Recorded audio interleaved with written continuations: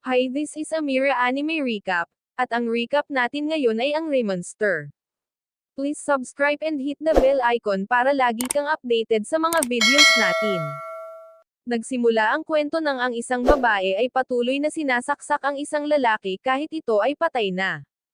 Sinasaksak niya ito na parang baliw at nagpapakasaya habang binabawian niya ito ng buhay. Umaagos ang dugo nito na parang ilog ngunit hindi siya tumitigil kahit isang segundo at malinaw na ang babaeng ito ay napupuot sa ating bida na si Kanata. At wala na rin itong halaga sa ating bida, ang tumatakbo lang sa kanyang isipan ay ang kasiguraduhang mamamatay na siya, napapikit siya sa pag-iisip dito at nang muling bumukas ang mga mata niya saka siya tumingin sa matandang berdeng lalaki na sa tingin niya ay nakakadiri, binigyan siya ng matanda ng pangalang Gobro at pinakain siya nito ng worm at wala na siyang nagawa sapagkat hindi siya makapagsalita o makagalaw ng maayos. Sa muli niyang paggising ay napapaligiran siya ng mga berdeng pangit at napagtanto niyang isa rin pala siya sa mga ito at ibig sabihin na patay na siya sa kanyang nakaraang buhay at nagkaroon ng pangalawang buhay bilang isang kasuklam-suklam na nilalang. Sinubukan niyang bumangon ngunit paano makakalakad ang isang bagong silang na sanggol, sa pagmamasid sa kanyang sarili ay nagsimula na siyang umiyak dahil ito lamang ang kanyang magagawa, at magaling siya sa bagay na ito. Sa ikatlong araw ay husto na ang kanyang laki upang maglakad, pinuri niya ang goblin sa kakayahang lumaki ng mabilis pati ang puso niya ay tumatalon sa tuwa nang marinig ang boses niya, pagkatapos noon ay ginalaw niya ang kanyang katawan para ipakita ang kanyang kakayahan sa pakikipaglaban. Napagpasyahan niyang sulitin at enjoyin ang kanyang buhay, isa siyang maswerteng pinagkalooban ng pangalawang buhay at ayaw niyang sayangin. Sa kanyang ikaapat na araw, muling dumating ang matanda dala ang kanilang pagkain kasama ang masamang balita, kung saan kailangan nilang manghuli ng sarili nilang pagkain at ito na ang huli niyang ibibigay, nagsimula silang kumain ng mga uod na parang hindi pa sila nakakain mula noong sila ay ipinanganak. Lumabas si Gobru sa kuweba. Tumitingin siya sa araw na kapareho sa dati niyang buhay ngunit ang mga halaman at hayop sa paligid ng lugar na ito ay lubos na kabaligtaran. Sinundan siya ni Gobkichi at tingin ni Gobru na kagaya niya ito na mas malakas kesa sa iba kaya naisipan niya itong gawing partner para mangaso. Inuli nila ang kagubatan at inobserbahan ang kuneho na may sungay. Nagsimulang habulin ni Gobkichi ang kunehong tumatakbo at naghihintay ng pagkakataon si Gobru sa puno upang lumundag at hatawin ang kuneho gamit ang isang patpat, at ito ang una nilang huli. Gustong ubusin ito ni Gobkichi sa lalong madaling panahon ngunit tutol si Gobru dito. Pinaghahataw niya ito sa mukha ng patpat ng maraming beses. Paano niya makakalimutang ibahagi ang pagkain? Actually tinuruan niya ito ng unang aral sa pamumuhay. Pininggas ni Gobru ang sungay ng kuneho at gagawin niya ito bilang isang sandata. Bukod pa rito ay naglalaway na takam na si Gobkichi kaya't hindi na ito matiis ni Gobru at hinayaang kumain, walang awang kumagat at nagpapasalamat siya kay Gobru dahil nagkaroon sila ng malinamnam na kuneho. Sa ikalimang araw ay parehong strategy sa pangangaso ang ginamit nila at sa pagkakataong ito ay napatay ni Gobru ang rabbit sa pamamagitan ng pagtagos sa sungay. Sa loob ng ilang segundo ay sa tingin na nakuha na niya ang pinakamaalamat na sungay dahil maaari itong gamitin bilang sandata. Ngayon ay mayroon na siyang dalawang sungay na magagamit niya bilang armas, hindi siya pinapansin ni Gobkichi at binubusog ang kanyang tiyan sa pagkain ng maladiwata pares overload na kuneho. Nang matikman niya ang kuneho ay nararamdaman niya na nakuha niya ang ability to escape, pero paano ito nangyari? Nangyari lamang ito sapagkat nasa kanya pa rin ang dati niyang kakayahan nung nakaraan niyang buhay na absorption, sa pamamagitan nito ay maaabsorb niya ang kapangyarihan ng hayop dito sa mundo. Lahat ng kakayahan niya ay magre-reset, ngayon kailangan niyang hintayin na tumalon ang biktima sa kanya sa halip ay habulin niya ang kuneho at tumagos ang sungay sa katawan nito at namatay, natigilan si Gobkichi sa kahanga-hangang kakayahan ni Gobru, inalok siya nito ng sungay na gagamitin bilang sandata at natutuwa siya sa pag-iisip na maraming hindi pa natutuklasang mga hayop na may abilities, sa pag-iisip tungkol dito sumilay ang ngiti sa kanyang mukha. Sa ika-6 na araw niya kasama ang kanyang mga kaibigan. Napasigaw si Gobmi nang malaman na nakahuli sila Gobkichi ng horn rabbit. Na-inspired at pinupuri niya sila Gobru habang nagmamalarosas ang pisngi nito ngunit nahali na siya rito at nai-imagine ang katakam-takam na kuneho. Gusto ring makarinig ni Gobkichi ng papuri ngunit bigo ang sidekick. Galak itong inanyayahan ni Gobro na sumama sa kanila sa sunod na umaga, sa kasamaang palad ay umulan ng ikapitong araw, hindi niya magawang tuparin ang kanyang pangako kailangan itong ipagpaliban ngunit hindi niya maaaring sayangin ang araw na ito, kaya kumilos siya upang tuklasin ang materyal, sa pamamagitan ng paghahanap ng mga ito maaari siyang lumikha ng isang nakamamatay na sandata, sa pagsusuri niya sa yungib nahanap niya ang materyal. Hindi lang ito ang nahanap niya kundi ang nakahubad na babae. Wala siyang ideya kung ano ang ginagawa ng mga babaeng ito ngunit wala siyang oras para isipin ang mga ito kaya ibinaling niya ang atensyon sa paggawa ng isang lethal weapon bago pa man siya makapag-isip. Isang matandang lalaki ang lumapit sa kanya, na-inspired daw ito sa kanyang kapangyarihan at alam niyang mabilis siyang mag-level up at mag-evolve ngunit hindi niya maunawaan ang pag-uusap hanggang sa kumatok siya sa kanyang ulo sa kanya lang napagtanto na ang kanyang level ay 86. Para mag-evolve kailangan niyang tumaas ng 100, kapag umabot siya sa 100 maaari siyang mag-evolve sa isang hobgoblin pero isa lang ang pwedeng maging hobgoblin at pwede rin siyang pumunta kay Gabo. Ibinunyag ng matandang ito na pupunta dito ang hobgoblin sa susunod na araw at iniisip kung anong huli ang dadalhin nito. Sumama si Gobmi sa kanila at pinukol ang nilalang gamit ang kanyang sandata at hinabol ni Gobro ang isa pang gumagapang na nilalang at si Gobkichi naman ay nasa unahan at hinato ang nilalang gamit ang armas niyang kahoy. Meron silang mahusay na koponan. Pagkatapos noon ay kumain na sila at nagpasalamat si Gobmi kay Gobro dahil sa masarap na karne, na-absorb rin ni Gobro ang ability na Venom at Evil Eye para patumbahin ang kanyang kalaban masaya siya sa mga ability na nakuha niya, gustong kainin ni Gobkichi ang ulo ng ahas ngunit pinigilan siya ni Gobro sapagkat maaari siyang mamatay dito, napagpasyahan din ni Gobro na mabuhay sa mundong ito kahit gaano kahirap ang buhay dito. Samantala, sa ika-9 at ika-10 araw ay nakagawa na sila ng mga kagamitan para talunin ang kalaban, sa ika-11 araw inisip nila ang kuweba at nagpasyang tuklasin ito ngunit wala silang ideya kung gaano kadelikado ang kuweba na ito, habang papasok ay nakaharap sila ng pulang mata. At napagtanto nila na ang mga grupo ng mga paniki ay gusto silang nguyain at walang ano-ano'y kumari pa sila ng takbo pabalik. Inutusan ni Gobro si Gobmi na tumakbo palayo at sinabihan si Gobkichi na gumawa ng harang para sa kanya at gumamit siya Evil Eyes sa pamamagitan nito ay natigilan ang mga paniki. Sa pamamagitan nito ay matatalo niya ang mga ito gamit ang sandata, pinapawi ang kanilang hininga, pagkatapos nyon ay nagsasaya na sila sa kanilang pagkain, sa pagkakataong ito ay nakuha na ni Gobro ang Vampire ability, isang hayop na naman ang nagbigay sa kanya ng kakayahan, mula sa malayo ay pinapanood sila ng ibang goblin at naiinggit sa paglapang nila ng Unli Wings habang sila ay halos mamatay na sa gutom sapagkat hindi sila makahuli. Habang tulog na ang lahat ay gusto nilang turuan ng leksyon si Gobro sa pagbugbog dito pero nagkamali sila ng kinalaban. Sa konting galaw lang ay napatimon na niya ang mga ito.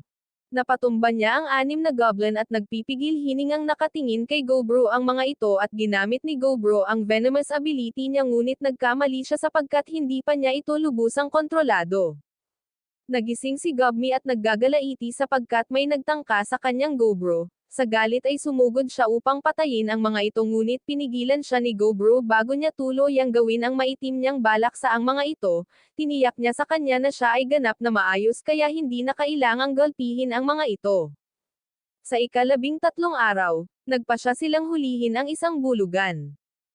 Sinimulang patamaan ni Gobmi gamit ang kanyang sandata pagkatapos ay sinubukan itong bunuan ni Gobkichi subali masyado itong malakas at napaatras si Gobkichi. Pinatamaan nila ito ng bato at napuruhan ang kamay nito at natamba sa lupa saka ito tinapos ni Gobro gamit ang 2 sungay.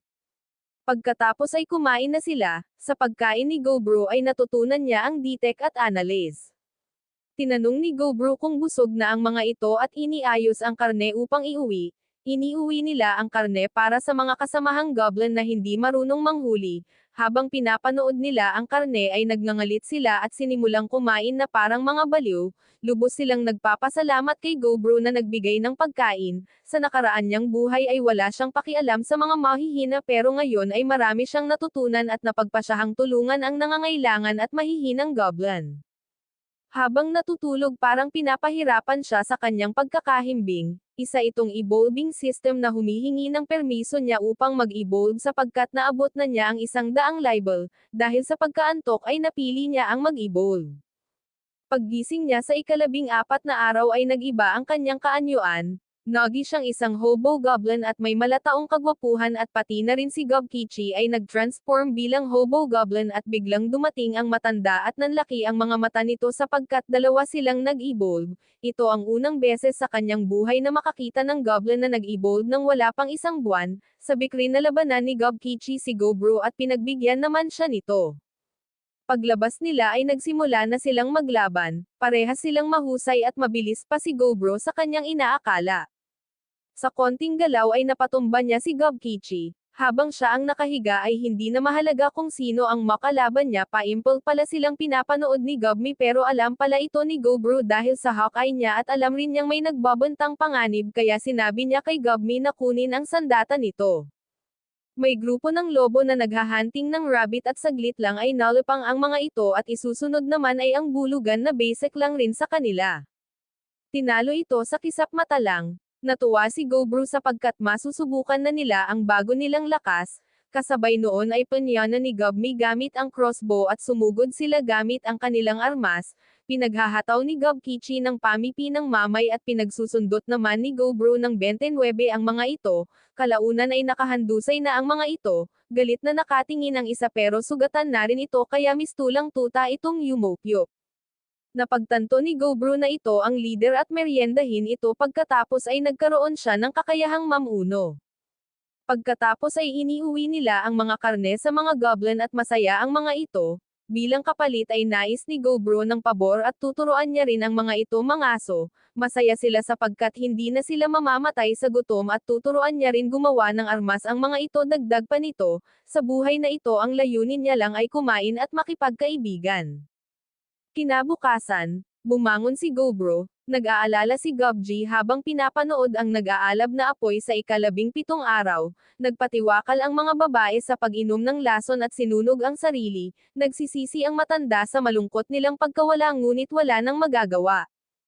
Sa ika-26 na araw, sinasanay ni Gobro ang mga goblin na kaedad niya araw-araw upang pagbutihin ang kanilang kakayahan at tibay kasabay noon ay kinain din niya ang maraming mahahalagang kalaban na kapansin-pansing na dagdagan ang kanyang tibay at lakas ngunit nahihirapan si Gobi na maabot ang finish post dahil pagod na siya sa nakakapagod na pag-eehersisyo nang biglang may nakita silang papalapit sa kanila.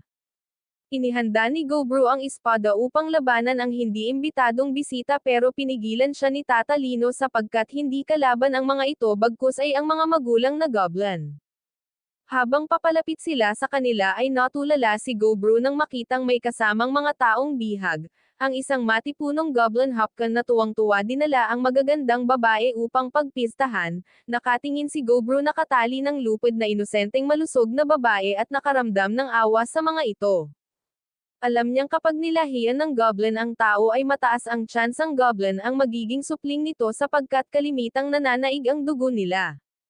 Nilapitan ni Gobro si Hopkin at pinakiusapan na kunin niya ang mga ito na ikinagalit naman ni Hopkin at hinablot siya nito sa kuhelyo at dahil sa kabaliwang tanong sa murang edad, mabilis na lumapit si Tata Lino upang umawat ngunit nagulat siya dahil ang mga sinanay ni Gobro ay bumunot ng espada at nakahanda na.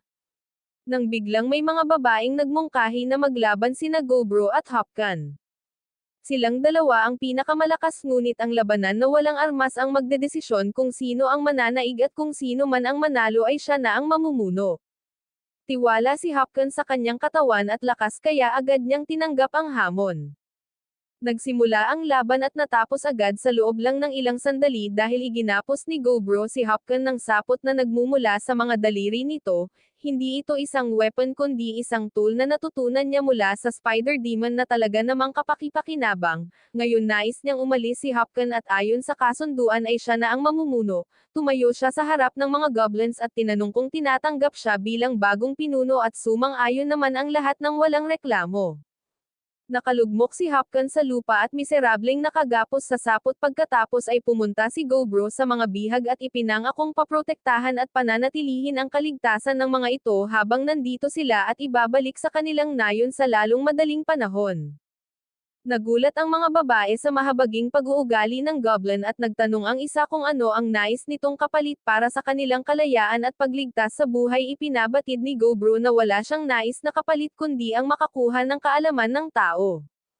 Nalaman ni Gobru ang detalye na lumabas ang mga ito upang mangaso ngunit nakaengkwentro sila ng goblin. Banihag ang mga babae at pinatay naman ang mga kalalakihan. Umiiyak na nagkwento ang babae. Tumayo at iniwan silang mag-isa upang magluksa sa pagkawala.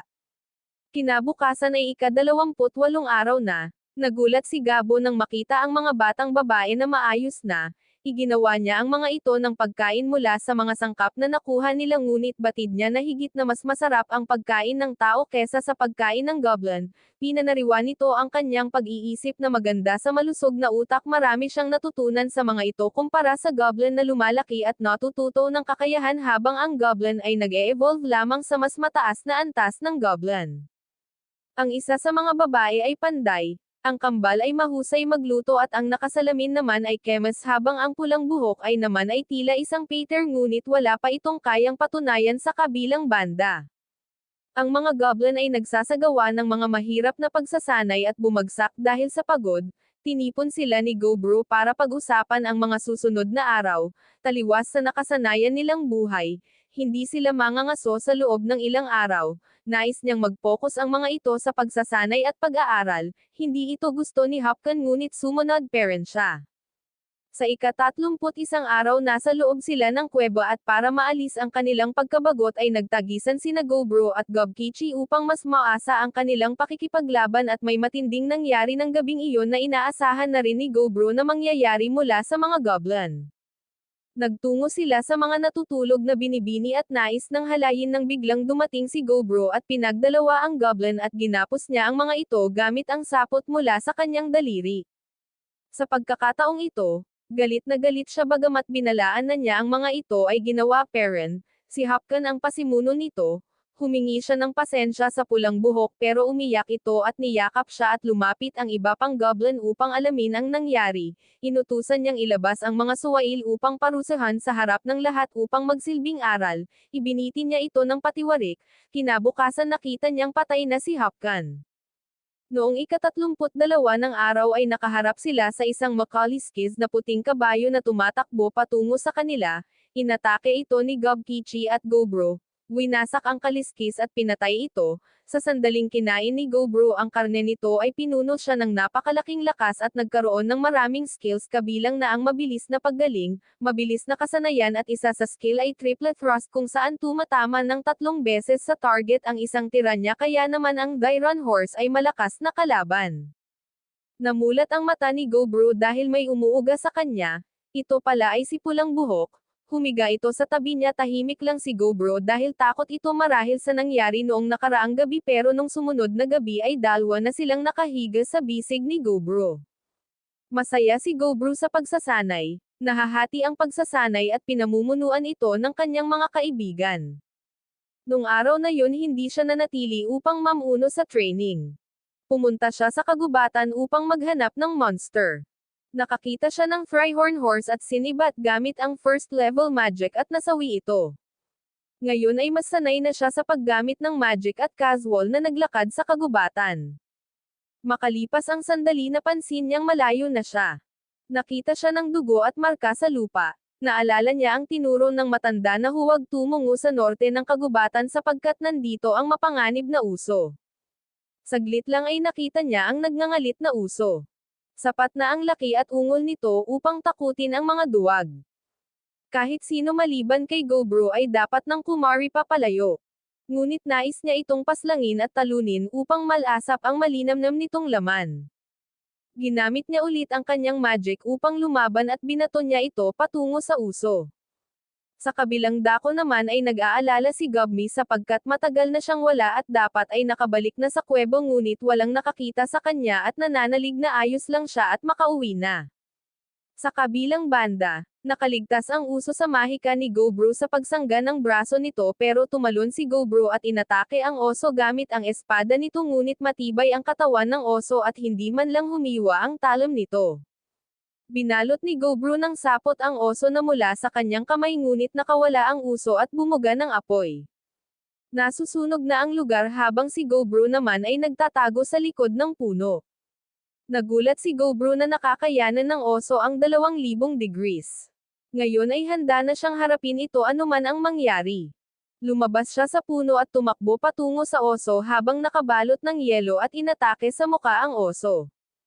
Sa palagay niya ay nanalo na siya ng oras na yun ngunit itinusek siya ng oso at nagsimulang magdugo ang kanyang katawan. Ang ginawa niyang pag-atake ay tagumpay na napigilan ang oso sa pagbuga ng apoy dahil nakabara ang espada sa lalamunan nito. Ungol na lang ang magagawa nito, kita niya sa oso na nasa kasukdulan na ang enerhiya nito pero nanghihina na rin ang kanyang katawan. Alam niyang isang atake lang ng oso may maaari siyang masawi. Hindi pabor sa kanya ang pangyayari kaya dapat niyang paghusayan pero ang pakikipaglaban at effort niya ang nagpapasarap sa kanyang pagkain kaya gagawin niya ang lahat para talunin ang nakakatakot na oso. Sa determinasyon niyang kainin ito, tumakbo siya patungo sa oso at inatake gamit ang sibat. Tumalon siya at itinusok ang sibat sa katawan nito, inatake niya muli ito gamit ang palakol at umatake rin ang oso. Nang sumunod na sandali naputol ang braso ni Gobro pero nanalo siya sa oso. Sa ika-34 na araw, nakaupo sa lupa ang sugatang si Gobro at katawan ng oso sa harap nito. Kinain niya ang karne nito, nang kainin niya ito ay nagkaroon siya ng kakaibang lakas at estamina ngunit malala rin ang pinsala na nakuha niya. Lumampas na siya sa level at muling nagkaroon ng pagpipilian. Napunan niya ang mga kinakailangan upang maging Lord Slayer. Ngayon ay mas malakas na siya, pwede na siyang maging ogre rare species na may mataas na antas ng damage. Pakiramdam ni Gobro ay wala na siya sa kanyang wisyo at biglang nawalan ng malay. Pero bago yon ay pinapili siya ng system kung mag-evolve bilang ogre rare at tulad ng dati naging ang kanyang itsura oo ang kanyang napili. Nanatatli si Gobro sa gubat sa ika-35 araw at kinain ang karne ng oso. Nakuha niya ang ability to Howl of the Mountain, isang nagbabantang ability at ability tiisin ang kahit ano. Nasa harap niya ang uso at kinuha ang kutsilyo upang balatan ito ngunit palagay na lumiit ito habang wala siyang ideya sa naging itsura niya. Siya ay mukhang isang malahiganteng matipunong orge na putol ang braso niya at may pulang marka sa katawan. Nakatayo sa harap niya ang mga goblin at batid na siya ay isa sa kanila at kanilang leader. Nagtakuhan ang mga ito sa isip na aatakihin sila ng ogre. Nakatayo lang si Gobro sa reaksyon ng mga ito, lalong natakot ang mga goblin nang makitang ngumingiti ang ogre. Magsasalita na sana siya nakauwi na siya nang biglang inatake siya ng sipa ni Gobmi. Pero ang matipuno niyang katawan ay napaka-invincible. Napalupagi siya sa lupa at umungol sa sakit na worry sumipa sa bato. Samantala nasabi na ni Gobro na siya yon at nagalit sila sa pagkawala niya ng matagal. Excited na makita ng matanda ang kanyang bagong anyo at ebolusyon sa mas makapangyarihang uri. Hindi makapaniwala ang lahat, suspetsya nila'y tinalo ni Gobro nagpulang oso para makuha ang ganitong antas. Namangha ang matanda sapagkat walang sinumang nag-evolve ng ganito kabilis. Sa loob lang ng isang buwang isinilang siya at nag-evolve bilang ogre. Ang pagtalo sa Panginoon ng Norte ay hindi madali kahit kanino. Pinuri siya ng lahat at nagtanong sa nangyari. Pinagalitan siya ni Gobmi gaya ng nakaugalian nito. Masaya si Gobro na nakaligtas sa siya pag-atake at nakauwi. Ito na talaga ang kanyang tahanan. Nang bumalik si Gobro sa Goblin's Lodge, pagkatapos ng engkwentro ay mas lumaki siya at mas bumuti kaysa sa kanyang inaasam na isa na siyang ogre. Ipinaliwanag niya sa lahat ng nasa bahay ang nangyari sa kanya at maging ang kanilang ulo ay gulat na ipinahayag niya, na si Gobro na isang buwang gulang lamang ay natalo na niya ang Panginoon ng North Forest at naging isang dambuhala, bagay na hindi kayang gawin ng isang normal na goblin. Hindi nabigla si Gobro na nabigla silang lahat nang makita siya. Iniwan pa niya sila at naglakad upang magpalit ng damit at balak din niyang suriin ang kalagayan ng mga tao.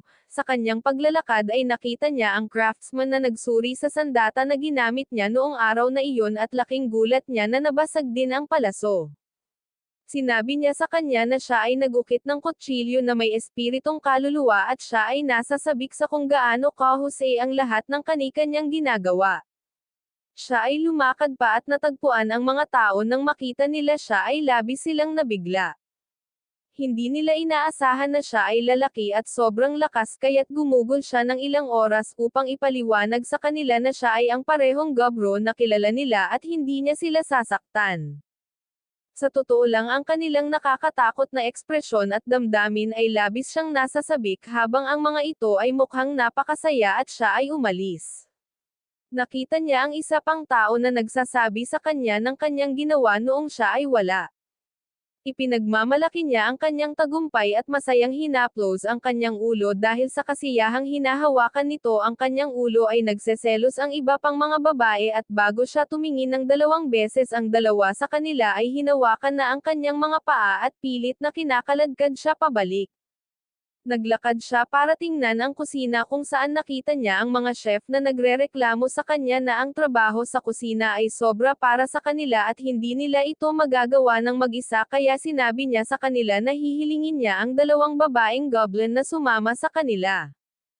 Tuwang-tuwa sila at ang cute nilang tingnan nagulat siya na ang mga chef ng tao ay handa nang makipagtulungan sa mga goblin at pinalakpakan niya ang kanilang kakayahang mabuhay at umangkop sa kanilang kapaligiran hinimas niya ang kanilang mga ulo at sinabi sa kanila na parang magiging mabuting asawa sila. Ngumiti sila at kinukulit niya sila, buong araw niyang tinutokso at nakikipaglaro sa kanila dahil mas nagpapasaya ito sa kanila. Pumunta siya sa alchemist na nag-iisa sa kanyang laboratorio at naghalo ng ilang kemikal na kinuha niya sa isa sa kanyang mga produkto at kinumpirma na ito ay lason. Tinanong niya ito kung ano ang balak niyang gawin dito at ibinunyag niya na ito ay para pang depensa sa sarili gayunpaman hindi na niya ito kailangan dahil ngayon ay mayroon siyang isang goblin na mapagkakatiwalaan niya, ng buhay niya at ang buhay ng ibang mga tao. Sa sumunod na araw, ika-36 na araw, bilang isang goblin gaya ng dati ay nagsasanay siya sa buong araw kasama ang iba pang mga goblin subalit naisip niyang hindi na siya makakasamang muli dahil kapag tinamaan niya ang mga ito at sa sandaling masira niya ang kanilang baluti ay masugatan kahit si Gob Kichi ay hindi makayanan ang kanyang mga suntok. Nakita niya na si Gob Kichi na hindi komportable nang tanungin niya si Gob Kichi kung ano ang mali pero iginiit ni Gob Kichi na wala lang at ayos lang siya lumayo siya para manghuli pero alam ni Gobro na hindi siya okay, lumabas siya at nakita niya na naghuhukay pa rin si Gobmi para hanapin ang espiritong bakal at nakakita din si Sato na isang tao at si Gobmi. Masayang nangangaso ang goblin, masaya siya sa kapayapaang itinayo niya sa komunidad na iyon. Kinabukasan araw 37, ginugugol niya ang kanyang araw sa parehong paraan na ginugugol niya ito at pagkatapos ng kanilang pagsasanay sa hapon ay pumunta siya at umupo kasama ang alchemist nang biglang nakarinig siya ng ingay at may pumasok sa loob na may dalang sugatan na carbuncle. Nakita niya ito noong siya ay naghuhukay at sa tingin niya ay nawalan ito ng maraming dugo at malapit ng mamatay. Mabilis na kumilos si Gobro at sinubukang pagalingin siya ngunit ang carbuncle ay nawalan ng napakaraming dugo kaya't hindi siya mabubuhay ng walang dugo ang alchemist ay nagbibigay sa kanila ng dugo at pagkatapos ng proseso ay iniwan siya nito upang matulog. Nagulat siya nang magising at kung bakit naroon, nagtanong siya kung sino sila at sinabi nila sa kanya kung ano ang nangyari pinahahalagahan niya ang mga ito sa pag-aalaga sa kanya at sinabi sa kanila na ang kanyang pangalan ay Lata na ibinunyag niya na siya ay nasugatan ng mga taong adventurer at gusto nilang kunin ang kristal sa kanyang ulo. Siya ay wizard na matanda na at nakakuha ng ilang mga hiyas at ang kristal sa kanyang ulo ay napakahalaga resulta upang ang mga tao ay tugisin siya, nagmamakaawa ito sa kanila na siya ay may isang napakaikling oras na natitira at kahit na siya ay mamatay ay dapat nilang tulungan siyang talunin muna ang mga adventurer. Ipinagtapat sa kanila na ang kanyang hiyas ay puno ng maraming mahahalagang bagay at mas gugustuhin ng kanyang amo na makuha ito ng mga goblins kaysa makuha ito ng mga tao kaya sinabihan niya si Gobro na tulungan siyang patayin ang mga adventurer gayunpaman ayaw silang patayin ni Gobro. Kinuha niya ang kutsilyong ginawa ng craftsman para takutin ang mga tao. Pinasok niya ang kastilyo, dumaan sa butas na hinukay niya. Pinatagaw niya ang iba at hinanap ang mga tao. Sinubukan niyang itanong kung bakit sila sumisira ng bahay na pag-aari ng iba nang walang pahintulot ng may-ari. Nagtataka sila kung sino siya at nagpaplano na papatayin muna siya bago mahanap si Latana. Umatake sila ngunit naiiwasan niya ang kanilang pag-atake at sinubukang makipag-ayos sa kanila, gayunpaman nagsimula silang gumamit ng high magic sa kanya, galit na nagpasya siyang lumaban at pinatay niya ang mga tao, kinakain niya ang kanilang katawan at kinuha din ang lahat ng mga kasanayan na nakita niya ang ilan sa kanilang magic bag at mga accessories, kaya't inubos niya ang mga ito at kinuha ang kapangyarihan bago magpatuloy sa bahay ng alahas kasama si Latana. Nagsasabi na dumating na ang oras, si Latana ay naglaho sa kawalan at naiwan lamang ang pulang batong pang-alahas para makuha ni Gabro na kung saan ay ang si Precious Treasure of Velvet. Hindi sigurado si Gabro kung siya ay karapat-dapat na magkaroon ng ganoon kaalagang kayamanan para sa kanilang sarili, ngunit ipinapalagay ni Gabro na magiging maayos siya, ngunit kinain ng lumalamon na dambuhala ang mahalagang bato sa halip na ibenta ito na nagpapahintulot sa kanya na mabuksan ang bagong kakayahan na tinatawag na Golden Rule. Pumasok si Gob Kitschy doon at tinanong niya kung ayos lang si Gobi na nagpapahiwatig na nagkaroon siya ng damdamin para sa kanya. Habang sinasabi ni Gobi na ayos lang siya ay nahalina si Gob Kitschy at agad na umibig sa kanyang matamis na ngiti. Kinuha ni Gabro ang atensyon ng mga goblins sa kanya at sinabi sa bawat isa at sa lahat na magluksa para kay Latana mula nang ibigay niya ang kanyang buhay para protektahan ang gemstone. Pinahayag ni Gabro ang kanyang ideya na hatiin ang lahat ng mga kayamanan sa kanilang mga sarili at nagpasya na gamitin ang walang katapusang storage item box upang iimbak ang lahat ng mahahalagang kayamanan sa loob nito. Nang makaalis na ang iba ay naiwan si Gabro dahil ayaw niyang iwanan ang bangkay ng Velvet, ngunit mabuti na lang at hindi niya ito kinain at sa halip ay sinunog ito ng may paggalang na wala na ang katawan, ay isang gauntlet na lang ang natitira. Na-curious na inilagay ni Gabro ang gauntlet sa kanyang kaliwang braso nang hindi masyadong nag-iisip tungkol dito at agad na pinagsisihan ang kanyang desisyon habang ang misteryosong gauntlet ay tumusok sa kanyang braso na nagdulot sa kanya ng matinding sakit, ngunit si Gabro ay nananatiling matyaga at hinahayaan itong gawin ang bagay at sa sandaling ito ay tapos na ang gauntlet at ganap na nagsintisay sa kanyang kaliwang braso na ibinabalik sa kanya ang nawala niyang parte nito. Nadiskubre ni Gabro na magagamit niya ang kanyang kaliwang braso bilang sandata na malaya niyang naiikot at nakakagalaw. Nalaman niya rin na kaya niyang bumaril ng mga string at lason mula sa braso na iyon, kaya nagpapasalamat siya sa kanyang sarili sa pananatili sa likod. Ngayong tapos na ang trabaho ay oras na para sa party na ipagdiwang ang kanilang victory. Nagdala si Gabro ng alak para sa lahat. Sa susunod na araw, ang 38th si Gabro at ang Panday ay nagsuri ng mga bagay na nakuha nila sa palasyo. Sa ika-39 na araw ibinigay ni Gabro ang magical weapons niya sa mga hobgoblins sa kanyang angkan at hindi nakakagulat na kumuha ng Vermilion Spear para sa kanyang sarili na nagmumukha sa kanya na isang cool na Demon Lord. Ngayon ay mayroon na siyang 3 legendary items na napakalakas na kahit na ang pagkakaroon ng isa sa mga ito ay hahayaan ang user na mamuno sa isang buong bansa. Pagkatapos ipagyabang ang kanyang mga bagong bagay, pinatatag at sinanay niya ang kanyang hukbo tuwing hapon. Pagkatapos ay nanggangaso rin sila upang may maiuwing pagkain.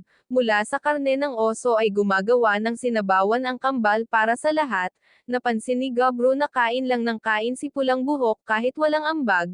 Nag-iisip siya kung paano ito makakatulong sa kanila. Sa sunod na araw ay nagpa-tournament siya para kasiyahan at para malaman kung sino ang mamumuno sa Hobgoblin para sa kaayusan. Sa mabilis na pag-evolve at paglakas ng mga goblin ay naisipan ni Gabro gumawa ng hukbo ng mercenaryo espesyal para sa mga hindi inaasahang kalaban. Bago iyon ay nagtungo siya sa kung saan upang maghanap ng hayop at makakuha ng bagong abilidad upang maging karapat-dapat mamuno sa mga goblin. Ang una niyang nakalaban ay ang gintong gagamba na tinalo niya lang sa isang suntok. Nag-iwan ito ng isang bagay na mukhang mamahalin at kinain na naman niya ito at natuto ng cheat skill pagkatapos nakasalamuha siya ng pulang osa na saglit lang niyang itinumba at nilapang ang hita. Sa paglalakad-lakad niya ay narating niya ang isang misteryusong purple na puno kung saan ito pala ay ang tirahan ng dryad na nagbabantay sa kagubatan. Nang makita niya ang dryad naalala niya ang sinabi ni Tata Lino tungkol sa mga ito. Inaakit ng mga dryad ang matatalinong uri ng lalaki at ginagamit para sa kanilang nutrisyon. Natural sa dryad ang pagiging maganda ngunit mapanganib rin minsan. Lumapit ang dryad kay Gobro at sinubukan siyang akitin, sinamantala siya nito nang di nagpapaalam. Nagpatuloy siya sa paglalakbay hanggang narating niya ang talon at tumigil siya dito upang maligo. Sa pagkakataong iyon ay naglabasan ang mga butiki at pinalibutan siya para lang masawi ng kaawa-awa matapos niyang talunin ang mga ito ay nakakuha siya ng marami pang ability at natutunan ang sumisid. Pagkatapos ay umuwi na siya at napag-alamang may dalawang goblin na may kakayahang gumamit ng mahika kaya't ang dalawang ito ay naging disipulo ni Hobsay na bihasa na sa paggamit ng mahika. Sa ika-43 araw napansin ni Gobro galit sa Gobmi nang hindi maintindihan at lahat ng babaeng may gusto sa kanya ay galit sa kanya. Tinanong niya ang alchemist tungkol dito. Galit ang mga babae dahil nalaman nila na nakipag-date siya sa dryads ngunit sikreto lamang dapat ito kaya naisip ni Gobro na may nakamasid sa kanya noon ngunit hindi iyon ang dahilan. Puno siya ng marka ng pag-ibig sa leeg at katawan. Nang malutas na ang misteryo ay naisipan niyang humingi siya ng tawad sa mga ito ngunit hindi na ito kailangan. Kinabukasan nagising si Gobro kasama si Gobmi at pulang buhok na natutulog sa tabi niya naramdaman niya ang grupo ng kalalakihan na papalapit sa kanila at malakas ang mga kalaban na ito.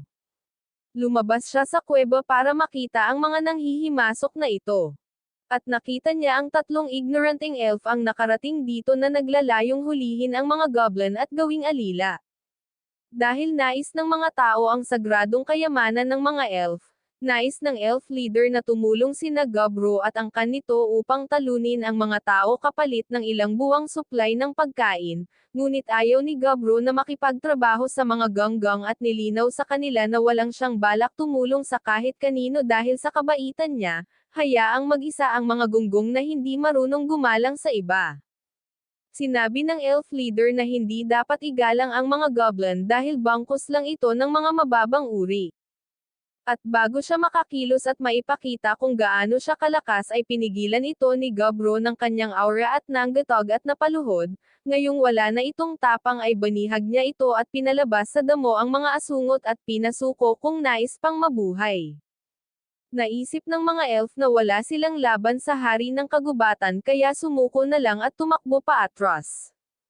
Ipinakita ni Gobo ang isang sulyap sa kanyang kapangyarihan sa pamamagitan ng paglabas ng kanyang maalamat na Crimson Spear at pagbulusok nito sa Grand dahilan upang ang buong lugar ay mabutas ng walang katapusang spear sa kanyang utos.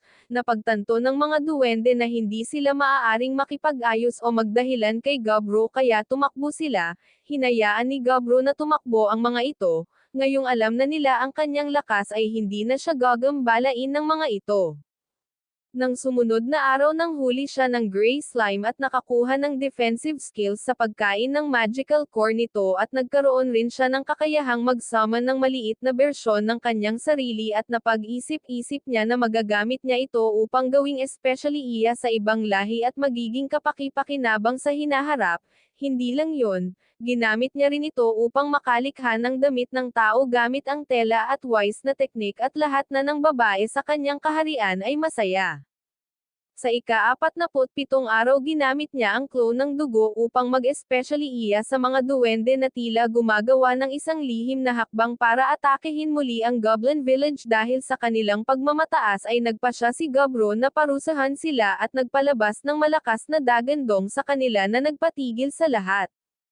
Hinuli niya ang lahat ng mga elf at dinala sila pabalik sa kanyang kuwebo kung saan tinanong niya ang pinuno kung paano siya nagkaroon ng lakas ng loob na salakayin siya kahit na nalaman niya kung gaano kalakas si Gabro. Ang pinuno ng elf ay nagpapaliwanag na gusto niyang maghiganti sa isang mababang uri tulad ni Gabro sa pagdungis sa kanyang pride noong isang araw sa harap ng kanyang mga nasasakupan at kaya naman nagpunta ulit siya ngayon para parusahan siya sa mga ginawa niya. Sabi ng ibang elf ay pinilit daw sila ng leader nila na pumunta dito labag sa kanilang kalooban at magmakaawa kay Gabro na magpakita man lang ng awa sa kanila pero pinabulaanan ito ng elf leader.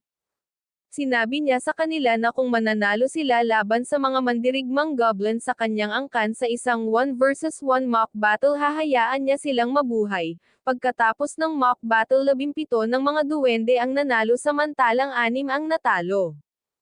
Masayang kinain ni Gabro ang 6 at nakakuha ng maraming bagong kasanayan tulad ng pagtatago, pamamana at pagmanman. Bilang gantimpala sa nanalo kinuha ni Gabro ang kanilang armas at ginawang bilanggo taliwas sa kanyang ipinangako noon, pero bilang siya ang makapangyarihan maaari niyang baliin ang rules. Usapang pagbale. Nais bumale ni Tata Lino sa pagyugyug sa mga elf hindi ito ikinatuwa ni Gabro bilang matanda dapat ay maging magandang ehemplo siya sa mga kabataan wika nito. Nang sumunod na araw nag-level 100 na rin si Gob Kitschy at nag-evolve na mas malaki pa kay Gabro. Ngayon na parehas na sila ng rank ay naghamon si Gob Kitschy ng duelo kay Gabro.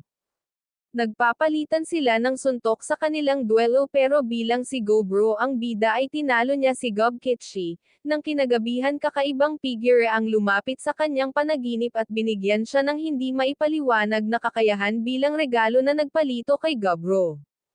Sunod na araw hinayla siya ni Gobi para ipakita ang pag-unlad ng kanyang clanmates. 4 na hobgoblins na nagkaroon ng affinity sa magic ay maaari na ngayong kontrolin ito sa kanilang kagustuhan.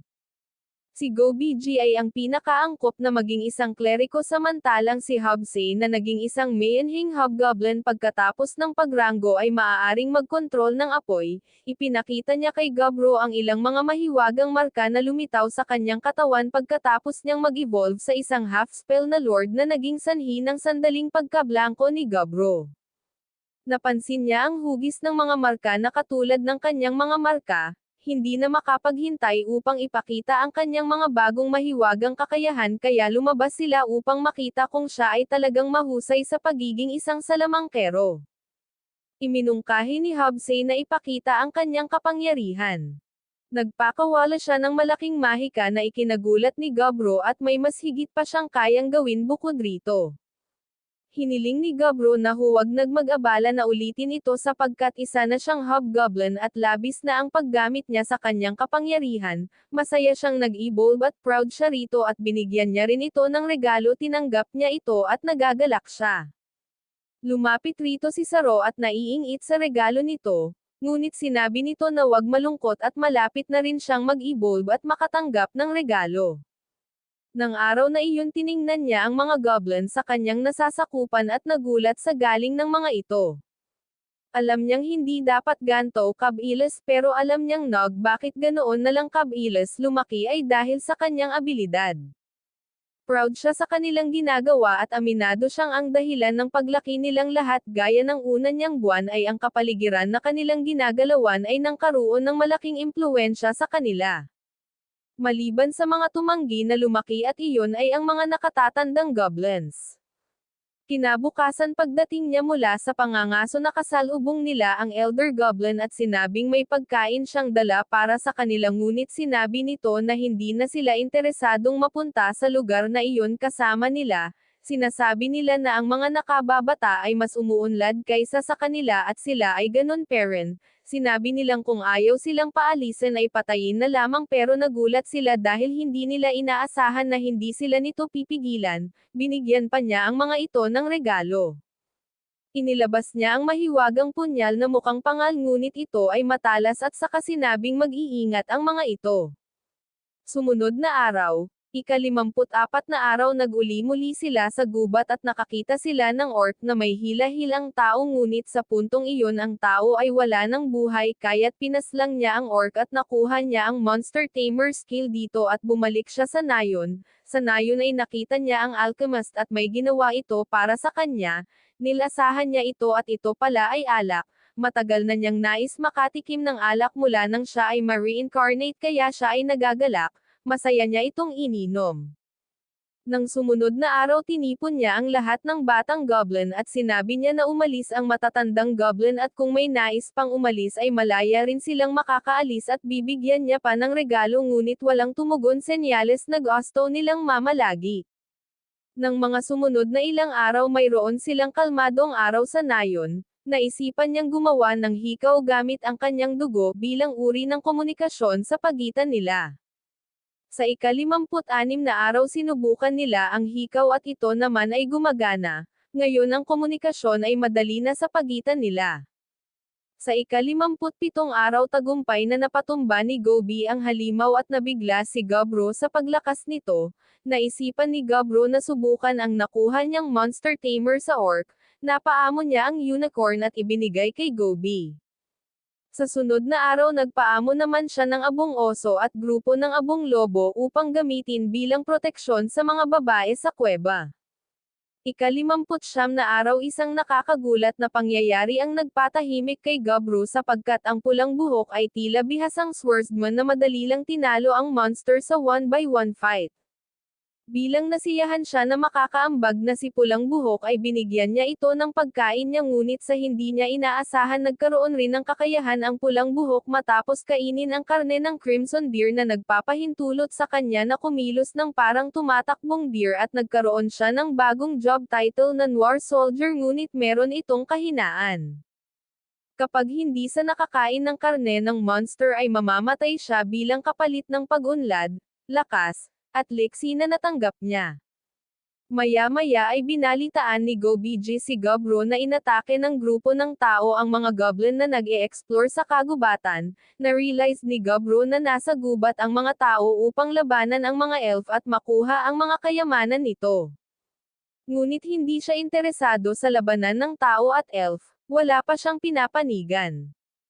Sa sumunod na araw, gamit ang search skill nalaman niya na ang buong angkan ng Cobloids ay inubos ng misteryusong hukbo ng mga zombie.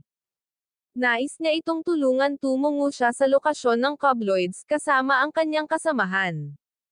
Walang epekto ang kanilang pag-atake sa skeleton. Naisip ni Gobro na dapat munang pabagsakin ang necromancer na nagkokontrol sa mga ito. Ginamit ni Gobro ang kanyang kamao at wala pang 10 segundo ay natalo niya ang necromancer at kinain ang bungo nito. Bakit hindi? Sa pagkain niya ay nakuha niya ang kakayahang mag-summon ng zombie. Nagpahayag ng nararamdaman ang kobolds kay Gobro dahil sa pagligtas sa buhay nila at sinabing mas maimpluwensya na siya kumpara sa dati. Sa ika-61 araw nagdesisyon si Gobro na mangaso kasama si Gobkitchi, at parang nais ng tadhana na tulungan nila ang mapapahamak ng araw na yon, naglakad sila at nakatagpo ng grupo ng tao at alam niyang hindi nagsasama-sama ang mga ito kung walang masamang balak.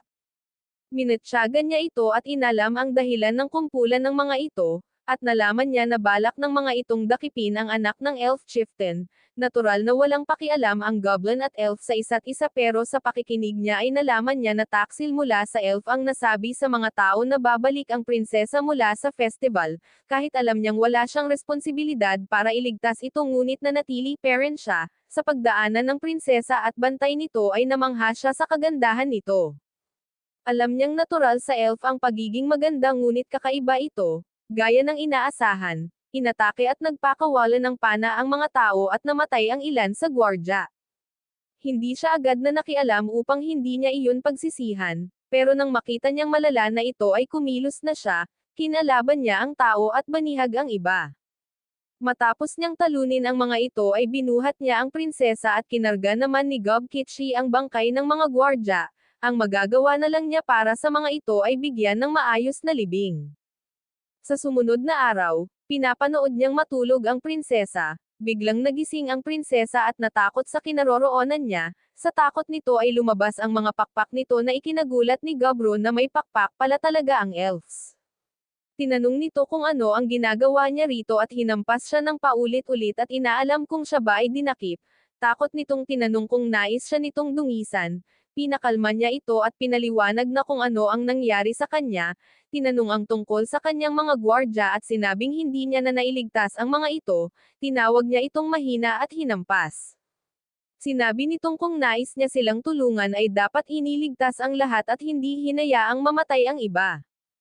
Sinabi ni Gabro na wala siyang pananagutan para sa kanila at problema nila yon. Sinabi rin nito na may taksil sa kanilang kauri at hindi siya maaaring magtiwala basta kaya hindi siya agad nakialam ng maaga. Sinabi nito na magpahinga na muna at ihahatid siya kinabukasan. Nang maiwan niya ito sa kwarto ay tinanong ni Tata Lino kung maaari niya itong kwentuhan, at binalaan siya ni Gabro. Nang sumunod na araw, ika-63 araw, inihatid na nila ito. Sa daan tinanong niya ito tungkol sa kanyang pakpak. At sinabi nito na high elves lang ang meron nito at ginamit noong panahon ng digmaan at hindi maaaring ipakita sa ibang lahi. Sa loob ng halos 2 araw na paglalakad ay narating na nila ang Elf Kingdom. Pinalibutan sila ng Elf Guard sa pag-aakalang banta ito sa kanila. Sinuri niya ito at nalamang may mithril arrow ang mga ito, isa sa armas na nais niyang makuha at may bilang na 12. Bago pa naman umatake ang mga ito ay pumagitna ang prinsesa at sinabing sila ang tagapagligtas niya. Dinala sila ng mga ito sa chief at masaya ang chief na nakabalik na ang kanyang anak. Nagpapasalamat siya kay Gabro sa ginawa nito, at sinabi ni Gabro na hindi niya ito ginawa para sa wala lang, nais niya ng pabuya. Inaasahan na ito ng chieftain, tinawag niya ang alalay upang dalhin ang pabuya na inihanda niya. Tinatansya niya ang halaga ng prinsesa upang may ayon ang pabuya na hihilingin niya sa chief, hindi siya binigo ng chief. Isang makapangyarihang armas na yaman ng kanilang kaharian, nagulat rin ang prinsesa na ibibigay niya ito, pero mas masaya ang ama na siya ay buhay.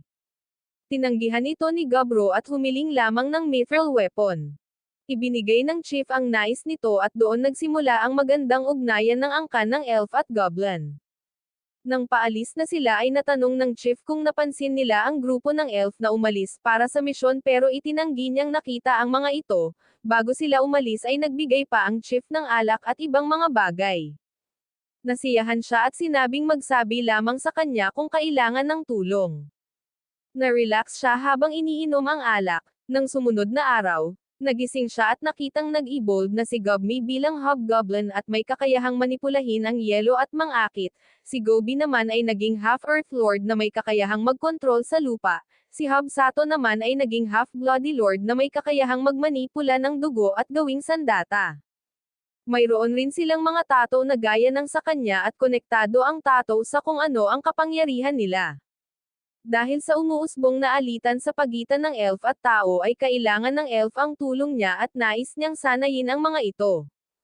Tinipan niya ang ilan sa mga ito sa kanyang komunidad at binigyan ng hikaw para sa komunikasyon pero hindi nila ito tinanggap, sapagkat sagrado para sa kanila ang magsuot ng ganon kaya't ikinulong niya ang mga ito hanggang sa makumbinsi. Mayroon na ngayong mahigit 100 mamamayan ang kanyang komunidad, kobolds ang pinakamahina sa mga ito. Wala silang pag-aalala at walang pagpupursigi na mag-ensayo, ang nais lang nila ay kumain ng zombie at magpakasaya. Matapos nilang pumunta sa lungga ng mga ito ay naghukay sila sa tulong ni Gobi upang harangan ang pasukan ng kuweba upang hindi makapasok ang mga skeleton basta-basta.